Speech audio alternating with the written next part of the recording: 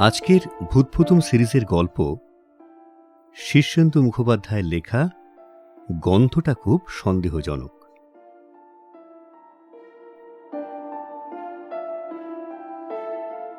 সেবার আমার দিদিমা পড়লেন ভারী বিপদে। দাদামশাই রেল কোম্পানিতে চাকরি করতেন। সে আজ 50 বছর আগেকার কথা। আমার মা তখনও ছোট্ট ইজের পরা খুকি।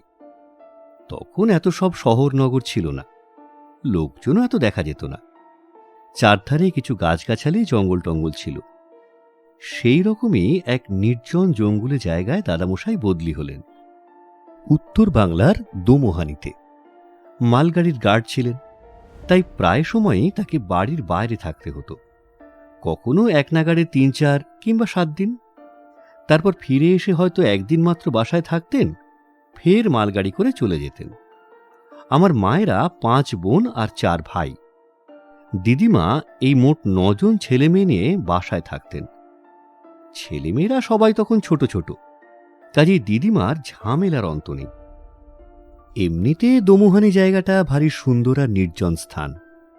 বেটে মেটে লিচু গাছে ছাওয়া, পাথরকুচি ছড়ানো রাস্তা, সবুজ মাঠ, কিছু জঙ্গলও ছিল। লোকজন বেশি নয়। একধারে রেলের সাহেবদের পাকা কোয়ার্টার, আর অন্য ধারে রেলের বাবুদের জন্য আধ পাকা কোয়ার্টার। একটা স্কুল ছিল ক্লাস 8 পর্যন্ত। একটা রেলের ইনস্টিটিউট ছিল, যেখানে প্রতি বছর 2-3 বার কেদার রায় বা টিপু সুলতান নাটক হতো। রেলের বাবুরা দল বেঁধে গ্রীষ্মকালে ফুটবল খেলতেন, আর শীতকালে ক্রিকেট। বড় সাহেবরা সে খেলা দেখতে আসতেন। মাঝে মাঝে সবাই দল বেঁধে তিস্তা নদীর ধারে বা জয়ন্তিয়া পাহাড়ে চড়ুইভাতিতেও যাওয়া হতো। ছোট আর নির্জন হলেও বেশ আমোদে জায়গা ছিল দোমোহানি। দোমোহানিতে যাওয়ার পরই কিন্তু সেখানকার পুরনো লোকজনেরা এসে প্রায় দাদামশাই আর দিদিমাকে একটা বিষয়ে খুব হুঁশিয়ার করে দিয়ে যেতেন। কেউ কিছু ভেঙে বলতেন না। যেমন স্টোর কিপার অক্ষয় সরকার দাদামশাইকে একদিন বললেন, এই জায়গাটা কিন্তু তেমন ভালো নয় চ্যাটুর্যে, বুঝলেন কিনা? এই লোকজন সব বাজিয়ে নেবেন। হ্যাঁ, ওই হুটহাট যাকে তাকে ঘরে ধরে ঢুকতে দেবেন না। কিংবা আর একদিন পাশের বাড়ির পালিত গিন্নি এসে দিদিমাকে হেসে হেসে বলে গেলেন, নতুন এসেছেন, বুঝবেন সব আস্তে আস্তে, চোখ কান সব খোলা রাখবেন, কিন্তু ছেলে পুলেদের সামলে রাখবেন। এখানে কারা সব আছে তারা ভালো নয়। দিদিমা ভয় খেয়ে বলেন, কাদের কথা বলছেন দিদি? পালিত গিন্নি শুধু বললেন, সে আছে, বুঝবেন ক্ষণ। তারপর থেকে দিদিমা একটু ভয়ে ভয়েই থাকতে লাগলেন। একদিন হলো কি, পুরনো ঝি সুখিয়ার দেশ থেকে চিঠি এলো যে তার ভাসুরপোর খুব বেমার হয়েছে, তাই তাকে যেতে হবে। 1 মাসের ছুটি নিয়ে সুখিয়া চলে গেল। দিদিমা নতুন ঝি খুঁজছেন। তা হঠাৎ করে পরদিন সকালেই একটা আধা বয়সী বউ এসে বললে, ঝি রাখবেন? দিদিমা দোনোমনো করে তাকে রাখলেন। সে দিব্যি কাজকর্ম করে, খায় দায়, বাচ্চাদের গল্প বলে ভোলায়। 2 দিন পর পালিত গিন্নি একদিন সকালে এসে বললেন, নতুন ঝি রাখলেন নাকি দিদি? কই কই দেখি তাকে। দিদিমা ডাকতে গিয়ে দেখেন কলতলায় এঁটো বাসন ফেলে রেখে ঝি কোথায় হাওয়া হয়েছে। অনেক ডাকাডাকিতেও পাওয়া গেল না। পালিত গিন্নি মুচকি হাসি হেসে বললেন, ওদের সব ওই রকমই ধারা। তা ঝিটার নাম কি বলুন তো? দিদিমা বললেন, কমলা। পালিত গিন্নি মাথা নেড়ে বললেন, চিনি, ওই হালদার বাড়িতে ওকে রেখেছিল। দিদিমা অতিষ্ঠ হয়ে বললেন, কি ব্যাপার বলুন তো? পালিত গিন্নি শুধু শ্বাস ফেলে বললেন, সব কি খুলে বলা যায়? এখানে এই হচ্ছে ধারা। কোনটা মানুষ আর কোনটা মানুষ নয় তা চেনা ভারী মুশকিল। এবার দেখে শুনে একটা মানুষ ঝি রাখুন। এই বলে চলে গেলেন পালিত গিন্নি, আর দিদিমা আকাশ পাতাল ভাবতে লাগলেন। কমলা অবশ্য একটু বাদেই ফিরে এলো। দিদিমা তাকে ধমক দিয়ে বললেন, কোথায় গিয়েছিলে? সে মাথা নিচু করে বলল, মা, লোকজন এলে আমাকে ডাকবেন না, আমি বড় লজ্জা পাই। কমলা থেকে গেল, কিন্তু দিদিমার মনের খটকা ভাবটা গেল না। ওদিকে দাদামশাইয়েরও এক বিচিত্র অভিজ্ঞতা হলো।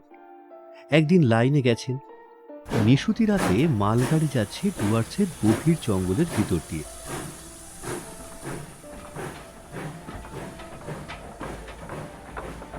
দাদামশাই ব্রেক ভ্যানে বসে ঝিমোচ্ছেন। হঠাৎ গাড়িটা দাঁড়িয়ে গেল। তা মালগাড়ি যেখানে সেখানে দাঁড়ায়। স্টেশনের পয়েন্টসম্যান আর অ্যাসিস্ট্যান্ট স্টেশন মাস্টাররা অনেক সময় রাত বিরেতে ঘুমিয়ে পড়ে, সিগন্যাল দিতে ভুলে যায়। সে আমলে এরকম হামেশাই হতো। সেরকমই কিছু হয়েছে ভেবে দাদামশাই বাক্স থেকে পঞ্জিকা বের করে পড়তে লাগলেন। পঞ্জিকা পড়তে তিনি বড় ভালোবাসতেন। এদিকে গাড়ি দাঁড়িয়ে আছে তো আছেই। হঠাৎ দাদামশাই শুনতে পেলেন ব্রেক ভ্যানের পিছনে লোহার সিঁড়ি বেয়ে কে যেন গাড়ির ছাদে উঠছে। দাদামশাই মুখ বার করে কাউকে দেখতে পেলেন না। ফের শুনলেন একটু দূরে কে যেন ওয়াগনের পাল্লা খোলার চেষ্টা করছে। খুব চিন্তায় পড়লেন দাদামশাই। ডাকাতরা অনেক সময় শাঁট করে সিগন্যাল বিগড়ে দিয়ে গাড়ি থামায়, মালপত্র চুরি করে। তাই তিনি সরেজমিনে দেখবার জন্য গাড়ি থেকে হাতবাতিটা নিয়ে নেমে পড়লেন। লম্বা ট্রেন, তার একদম ডগায় ইঞ্জিন। হাঁটতে হাঁটতে এসে দেখেন লাল সিগন্যাল ইতিমধ্যে সবুজ হয়ে গেছে, কিন্তু ড্রাইভার আর ফায়ারম্যান কয়লার ঢিবির ওপর গামছা পেতে শুয়ে অঘোরে ঘুমোচ্ছে। ওদেরও দোষ নেই, অনেকক্ষণ নাগাড়ে ডিউটি দিচ্ছে, একটু ফাঁকা পেয়েছি কি ঘুমিয়ে পড়েছে। বহু ঠেলাঠেলি করে তাদের তুললেন দাদামশাই। তারপর ফের লম্বা গাড়ি পার হয়ে ব্রেক ভ্যানের দিকে ফিরে আসতে লাগলেন।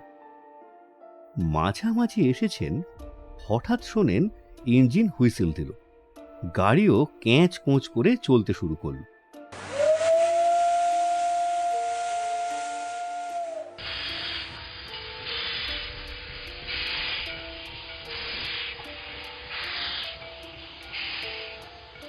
তিনি তো অবাক। ব্রেক ভ্যানে ফিরে গিয়ে তিনি সবুজ বাতি দেখালে তবে ট্রেন ছাড়ার কথা। তাই দাদামশাই হাঁ করে চেয়ে রইলেন, অবাক হয়ে গেলেন। ব্রেক ভ্যান থেকে অবিকল গার্ডের পোশাক পরা একটা লোক হাতবাতি তুলে সবুজ আলো দেখাচ্ছে ড্রাইভারকে। ব্রেক ভ্যানটা যখন দাদামশাইকে পার হয়ে যাচ্ছে, তখন লোকটা তার দিকে চেয়ে ফিক করে হেসে গেল।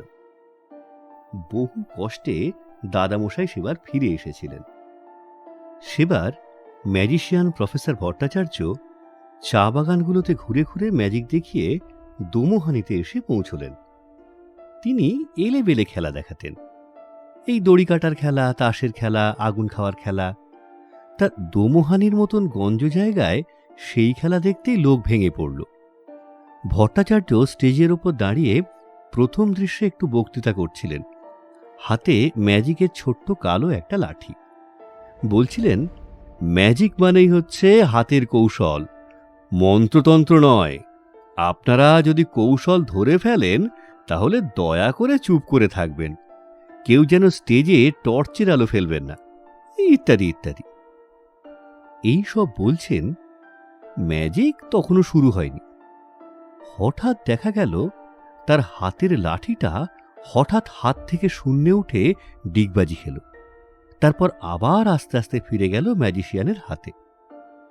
প্রথমেই আশ্চর্য খেলা দেখে সবাই প্রচণ্ড হাততালি দিল, কিন্তু প্রফেসর ভট্টাচার্য খুব গম্ভীর হয়ে গেলেন। এর পরের খেলা ব্ল্যাকবোর্ডে দর্শকরা চক দিয়ে যা খুশি লিখবেন, আর প্রফেসর ভট্টাচার্য চোখ বাঁধা অবস্থায় তা বলে দেবেন। কিন্তু আশ্চর্য, প্রফেসর ভট্টাচার্যের এই খেলাটা মোটেই সেরকম হল না। দর্শকরা কে গিয়ে ব্ল্যাকবোর্ডে লিখবেন এই নিয়ে ওকে ঠেলছেন। প্রফেসর ভট্টাচার্য চোখের ওপর ময়দার নেচি আর কালো কাপড় বেঁধে দাঁড়িয়ে সবাইকে বলছেন, চলে আসুন, সংকোচের কিছু নেই, আমি বাঘ ভাল্লুক নই, ইত্যাদি ইত্যাদি। সে সময় হঠাৎ দেখা গেল টেবিলের ওপর রাখা চকের টুকরোটা নিজে থেকেই লাফিয়ে উঠল এবং শূন্যে ভেসে গিয়ে ব্ল্যাকবোর্ডের উপর লিখতে লাগল, professor Bhattacharya is the best magician of the world. এই অসাধারণ খেলা দেখে দর্শকরা ফেটে পড়ল উল্লাসে, আর ভট্টাচার্য কাঁদো কাঁদো হয়ে চোখ বাঁধা অবস্থায় বলতে লাগলেন, কি হয়েছে, কি হয়েছে? তারপর তিনি আরও গম্ভীর হয়ে গেলেন। আগুন খাওয়ার খেলাতেও আশ্চর্য ঘটালেন তিনি। কথা ছিল মশাল জেলে সেই মশালটা মুখে পুরে আগুনটা খেয়ে ফেলবেন। তাই করলেন, কিন্তু তারপরেই দেখা গেল ভট্টাচার্য হাঁ করতেই তার মুখ থেকে সাপের জিভের মতো আগুনের হলকা বেরিয়ে আসছে। পরের তাসের খেলা যখন দেখাচ্ছেন তখনও দেখা গেল কথা বলতে গেলেই আগুনের হলকা বেরোয়। দর্শকরা দাঁড়িয়ে উঠে সাধুবাদ দিতে লাগল, কিন্তু ভট্টাচার্য খুব কাঁদো কাঁদো মুখে 4-5-7 গ্লাস জল খেতে লাগলেন স্টেজে দাঁড়িয়েই। তবু হাঁ করলেই আগুনের হলকা বেরোতেই লাগল। তখনকার মফস্বল শহরের নিয়ম ছিল, বাইরে থেকে কেউ এরকম খেলাটেলা দেখাতে এলে তাকে কিংবা তার দলকে বিভিন্ন বাসায় সবাই আশ্রয় দিতেন। প্রফেসর ভট্টাচার্য আমার মামার বাড়িতে উঠেছিলেন। রাতে খেতে বসে দাদামশাই তাকে বললেন, আপনার খেলা গণপতির চেয়েও ভালো, অতি আশ্চর্য খেলা। ভট্টাচার্যও বললেন, হ্যাঁ, অতি আশ্চর্য খেলা, আমিও এরকম আর দেখিনি। দাদামশাই অবাক হয়ে বললেন, সে কি, এ তো আপনিই দেখালেন। ভট্টাচার্য আমতা আমতা করে বললেন, তা বটে, আমি আমি আমি তো দেখালাম, আশ্চর্য। তাকে খুবই বিস্মিত মনে হচ্ছিল। দাদামশাইয়ের বাবা সেবার বেড়াতে এলেন দোমোহানিতে। বাসায় পা দিয়েই বললেন, তোদের ঘর দূরে একটা আঁশটে গন্ধ কেন রে? সবাই বলল, আঁশটে গন্ধ? কই, আমরা তো পাচ্ছি না। দাদামশাইয়ের বাবা ধার্মিক মানুষ, খুব পণ্ডিত লোক। মাথা নেড়ে বললেন, আলবাত আঁশটে গন্ধ। শুধু তোদের বাসাতেই নয়, স্টেশনে নেমেও গন্ধটা পেয়েছিলাম।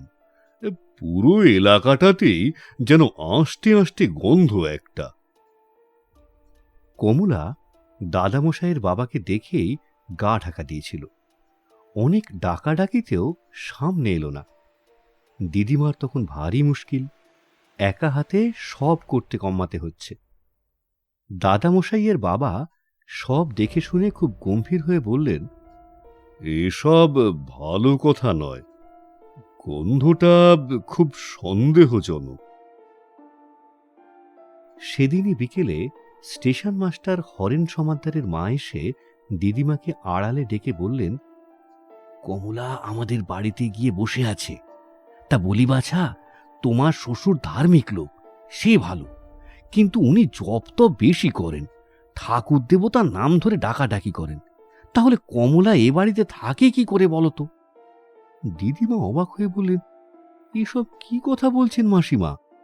আমার শ্বশুর জপ তপ করলে কমলার অসুবিধে কি? সমাদ্দারের মা দিদিমার থুতনি নেড়ে দিয়ে বললেন, ও হরি, তুমি বুঝি জানো না? তাই বলি বাছা, দোমোহানির সবাই জানে যে এ হচ্ছে ওই দলের রাজত্ব। ঘরে ঘরে ওরাই সব ঝি চাকর খাটছে, বাইরে থেকে চেহারা দেখে কিছু বুঝবে না, তবে ওরা হচ্ছে সেই তারা। কারা? দিদিমা তবু অবাক। বুঝবে বাপু, বুঝবে, রোসো রোসো বলে সমাদ্দারের মা চলে গেলেন। তা কথাটা মিথ্যে নয়। দোমোহানিতে তখন ঝিচাকর কিংবা কাজের লোকের বড় অভাব। ডুয়ার্সের ম্যালেরিয়া, কালাজ্বর, মশা আর বাঘের ভয়ে কোনো লোক সেখানে যেতে চায় না। যাদের না গিয়ে উপায় নেই তারাই যায়, আর গিয়েই পালাই পালাই করে। তবু ঠিক দেখা যেত, কারো বাসায় ঝিচাকর বা কাজের লোকের অভাব হলেই ঠিক লোক জুটে যেত। স্টেশন মাস্টার সমাদ্দারের ঘরে একবার দাদামশাই বসে গল্প করছিলেন। সমাদদার একটা চিঠি লিখছিলেন। সেটা শেষ করেই ডাকলেন, ওরে কে আছিস? বলা মাত্র একটা ছোকরা মতন লোক এসে হাজির। সমাদদার তার হাতে চিঠিটা দিয়ে বললেন, যা এটা ডাকে দিয়ে আয়। দাদামশাই তখন জিজ্ঞেস করলেন, লোকটাকে নতুন রেখেছেন নাকি? সমাদদার মাথা নেড়ে বললেন, না না, ফাই ফরমাস খেটে দিয়ে যায় আর কি। খুব ভালো, ওরা ডাকলেই আসে, লোক টোক নয়, ওরাই। তো তাই মামাদের বাড়িতে প্রাইভেট পড়াতেন ধর্মদাস নামে একজন বেঁটে আর ফর্সা ভদ্রলোক। তিনি থিয়েটারে মেয়ে সেজে এমন মিনি গলায় মেয়েলি পাঠ করতেন যে বোঝাই যেত না তিনি মেয়ে না ছেলে। সেবার সিরাজদৌল্লা নাটকে তিনি লুৎফা। গিরিশ ঘোষের নাটক, কিন্তু নাটকের দিনে তার ম্যালেরিয়া জাগিয়ে উঠল। লেপ চাপা হয়ে কোঁ কোঁ করছেন। নাটক প্রায় শিখেই ওঠে, কিন্তু ঠিক দেখা গেল নাটকের সময় লুৎফার অভাব হয়নি। একেবারে ধর্মদাস মাস্টারমশাই যেন গোঁফ কামিয়ে আগাগোড়া নিখুঁত অভিনয় করে গেলেন। কেউ কিচ্ছু টের পেল না, কিন্তু ভিতরকার কয়েকজন ঠিকই জানত যে সেদিন ধর্মদাস মাস্টারমশাই স্টেজে নামেননি। নাটকের শেষে সমাদদার দাদামশাইয়ের সঙ্গে ফিরে আসছিলেন। বললেন, দেখলেন কেমন কার্যোদ্ধার হয়ে গেল, একটু খোনাসুরও কেউ টের পায়নি। দাদামশাই তখন চেপে ধরলেন সমাদদারকে। মশাই, রহস্যটা কি একটু খুলে বলবেন? সমাদদার হেসে শতখান হয়ে বললেন, সবই তো বোঝেন মশাই, একটা নীতি কথা বলে রাখি, বুঝলেন? সদ্ভাব রাখলে সকলের কাছ থেকেই কাজ পাওয়া যায়, কথাটা খেয়াল রাখবেন। মামাদের মধ্যে যারা একটু বড় তারা বাইরে খেলে বেড়াত। মা আর বড় মাসি তখন কিছু বড় হয়েছে, অন্য মামা মাসিরা নাবালক নাবালিকা। মার বড় লুডো খেলার নেশা ছিল, তো মা আর মাসি রোজ দুপুরে লুডো পেড়ে বসত। তারপর ডাক দিত, আয় রে। অমনি টুক করে কোথা থেকে মায়ের বয়সী দুটো মেয়ে হাসি মুখে লুডো খেলতে বসে যেত। মামাদের মধ্যে যারা বড় হয়েছে সেই বড় আর মেজো মামা যেত বল খেলতে। দুটো পার্টিতে প্রায়ই ছেলে কম পড়ত। ছোট জায়গা তো, বেশি লোকজন ছিল না, কিন্তু কম পড়লেই মামারা ডাক দিত, কে খেলবি আয়। অমনি 4-5 জন এসে হাজির হতো। মামাদের বয়সী সব ছেলে খুব খেলা জমিয়ে দিত। এই খেলা নিয়ে আর একটা কাণ্ড হলো একবার। দমুহানির ফুটবল টিমের সঙ্গে এক চা বাগানের টিমের ম্যাচ। চা বাগান থেকে সাঁওতাল আর আদিবাসী দুর্দান্ত চেহারার খেলোয়াড় সব এসেছে। দমুহানির বাঙালি টিম জুত করতে পারছে না। হঠাৎ দমুহানির টিম খুব ভালো খেলা শুরু করল। 2 গোল শোধ দিয়ে আরও একখানা দিয়েছে। এমন সময়ে চা বাগান টিমের ক্যাপ্টেন খেলা থামিয়ে রেফারিকে বলল, ওদের 12 জন খেলছে। রেফারি গুনে দেখলেন, না, 11 জনই। ফের খেলা শুরু হতে একটু পরে রেফারি খেলা থামিয়ে দমুহানির ক্যাপ্টেনকে ডেকে বললেন, এই তোমাদের টিমে 4-5 জন এক্সট্রা খেলছে কেন? দুর্দান্ত সাহেব রেফারি, সবাই ভয় পায়। দমুহানির ক্যাপ্টেন বুক ফুলিয়ে বলল, গুনে দেখুন। রেফারি গুনে দেখে আহাম্মক, আরে এ তো 11 জনই। দমুহানির টিম আরও 3টে গোল দিয়ে দিয়েছে। রেফারি আবার খেলা থামিয়ে ভীষণ রেগে চেঁচিয়ে বললেন, দেয়ার আর অ্যাটলিস্ট 10 extra man in this team. দর্শকদেরও তাই মনে হয়েছে, কিন্তু গুনে দেখা যায় 11 জন। কিন্তু খেলা শুরু হতেই যেন ঘাসের বুকে লুকিয়ে থাকা কিংবা বাতাসের মধ্যে মিলিয়ে থাকা সব খেলোয়াড় পিল পিল করে নেমে পড়ে মাঠের মধ্যে। রেফারি দমুহানির টিমকে লাইন আপ করিয়ে সকলের মুখ ভালো করে দেখে বললেন, শেষ 3টে গোল যারা করেছে তারা কই? তাদের তো দেখছি না। একটা কালো ঢ্যাঙা ছেলে, একটা বেঁটে আর ফর্সা, আর একটা ষাঁড়ের মতন, তারা কই? দমুহানির ক্যাপ্টেন মিনমিন করে যে সাফাই গাইল তাতে রেফারি আরও রেগে টং। চা বাগানের টিমও ভ্যাবাচাকা খেয়ে হাঁফসে পড়েছে, কিন্তু কেউ কিছু বুঝতে পারছে না। খেলা অবশ্য বন্ধ হয়ে গেল।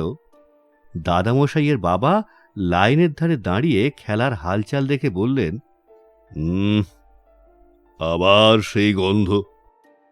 এখানেও একটা রহস্য আছে, বুঝলে সমাদ্দার? স্টেশন মাস্টার সমাদ্দার পাশেই ছিলেন। বলেন, ব্যাটারা একটু বাড়াবাড়ি করে ফেলেছে। কে, কাদের কথা বলছো? সমাদ্দার এড়িয়ে গেলেন। দাদামশাইয়ের বাবা দীর্ঘশ্বাস ছেড়ে বললেন, গন্ধটা খুব সন্দেহজনক। দাদামশাইয়ের বাবা সবই লক্ষ্য করতেন আর বলতেন, এসব ভালো কথা নয়, গন্ধটা খুব সন্দেহজনক। ও বৌমা, এসব কি দেখছি তোমাদের এখানে? হুট বলতেই সব মানুষজন এসে পড়ছে কোত্থেকে, আবার হুশ করে মিলিয়ে যায়। কাল মাঝরাতে উঠে একটু তামাক খাওয়ার ইচ্ছে হলো। উঠে বসে কেবলমাত্র আপন মনে বলেছি যে একটু তামাক খাই। অমনি একটা কে যেন বলে উঠল, এই যে বাবা মশাই, তামাক সেজে দিচ্ছি। অবাক হয়ে দেখি সত্যি একটা লোক কোলকে ধরিয়ে এনে হুঁকোয় বসিয়ে দিয়ে গেল। এরা সব কারা? দিদিমা আর কি উত্তর দেবেন, চুপ করে থাকেন। দাদামশাইও বেশি উচ্চবাচ্চা করেন না, বোঝেন সবই। কিন্তু দাদামশাইয়ের বাবা কেবলই চারধারে বাতাস শুঁকে শুঁকে বেড়ান আর বলেন, এসব ভালো কথা নয়, গন্ধটা খুব সন্দেহজনক। মা প্রায়ই তার দাদুর সঙ্গে বেড়াতে বেরোতেন। রাস্তাঘাটে লোকজন কারো সঙ্গে দেখা হলে তারা সব প্রণাম বা নমস্কার করে সম্মান দেখাত দাদামশাইয়ের বাবাকে, কুশল প্রশ্ন করত। কিন্তু দাদামশাইয়ের বাবা বলতেন, রোসো বাপু রোসো, আগে তোমাকে একটু ছুঁয়ে দেখি, গায়ের গন্ধ শুকি, তারপর কথাবার্তা। এই বলে তিনি যাদের সঙ্গে দেখা হতো তাদের গা টিপে দেখতেন, শুঁকতেন, নিশ্চিন্ত হলে কথাবার্তা বলতেন। তা তাঁর দোষ দেওয়া যায় না। সেই সময়ে দোমোহানিতে রাস্তাঘাটে বা হাটে বাজারে যেসব মানুষ দেখা যেত তাদের 12 আনাই নাকি সত্যিকারের মানুষ নয়। তা নিয়ে অবশ্য কেউ মাথা ঘামাত না, সকলেরই অভ্যাস হয়ে গিয়েছিল। অভ্যাস জিনিসটাই ভারী অদ্ভুত। যেমন বড় মামার কথা বলি, দোমোহানিতে আসবার অনেক আগে থেকেই তার ভারী ভূতের ভয় ছিল। তারও দোষ দেওয়া যায় না, ওই বয়সে ভূতের ভয় কারই বা না থাকে। তবে তার কিছু বেশি ছিল। সন্ধ্যের পর ঘরের বার হতে হলেই তার সঙ্গে কাউকে যেতে হতো। দোমোহানিতে আসার অনেক পরেও সে অভ্যাস যায়নি। একদিন সন্ধেবেলা বসে ধর্মদাস মাস্টারমশাইয়ের কাছে পড়ছেন একা। বাড়ির সবাই পাড়া বেড়াতে গেছে। ঠিক সেই সময়ে তার বাথরুমে যাওয়ার দরকার হলো। মাস্টারমশাইকে তো আর বলতে পারেন না, আপনি আমার সঙ্গে দাঁড়ান।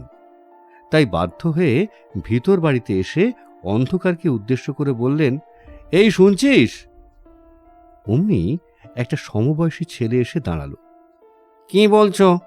আমি একটু বাথরুমে যাব, আমার সঙ্গে একটু দাঁড়াবি চল তো। সেই শুনে ছেলেটা তো হেসে কুটোপুটি বলল, দাঁড়াবো কেন? তোমার কিসের ভয়? বড় মামা ধমক দিয়ে বললেন, বেশি ফ্যাঁচ প্যাঁচ করিস না, দাঁড়াতে বলছি দাঁড়াবি। ছেলেটা অবশ্য দাঁড়ালো। বড় মামা বাথরুমের কাজ সেরে এলে ছেলেটা বলল, কিসের ভয় বললে না? বড় মামা গম্ভীর হয়ে বললেন, ভূতের। ছেলেটা হাসতে হাসতেই বাতাসে মিলিয়ে গেল। বড় মামা রেগে গিয়ে বিড়বিড় করে বললেন, খুব ফাজিল হয়েছ তোমরা। তা এই রকম সব হতো দোমোহানিতে। কেউ গা করত না। কেবল দাদামশাইয়ের বাবা বাতাস শুঁকতেন, লোকের গা শুঁকতেন। একদিন বাজার থেকে ফেরার পথে তার হাতে মাছের ছোট্ট খালুই, তাতে শিঙি মাছ নিয়ে আসছিলেন। তো একটা মাছ মাঝপথে খালুই বেয়ে উঠে রাস্তায় পড়ে পালাচ্ছে। দাদামশাইয়ের বাবা সেই মাছ ধরতে হিমশিম খাচ্ছেন, ধরলেই কাঁটা দেয় যদি। এমন সময় একটা লোক খুব সহৃদয়ভাবে এসে মাছটাকে ধরে খালুইতে ভরে নিয়ে চলে যাচ্ছিল। দাদামশাইয়ের বাবা তাকে থামিয়ে গা শুঁকেই বললেন, এ তো ভালো কথা নয়, গন্ধটা খুব সন্দেহজনক।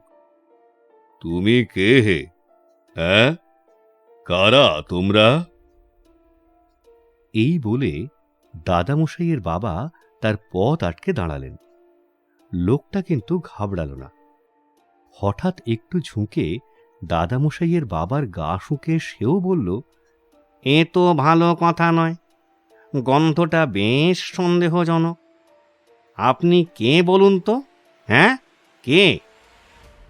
এই বলে লোকটা হাসতে হাসতে বাতাসে অদৃশ্য হয়ে গেল। দাদামশাইয়ের বাবা আর গন্ধের কথা বলতেন না। একটু গম্ভীর হয়ে থাকতেন ঠিকই, ভূতের অপমানটা তার প্রেস্টিজে খুব লেগেছিল। একটা ভূত তার গা শুঁকে ওই কথা বলে গেছে, ভাবা যায়?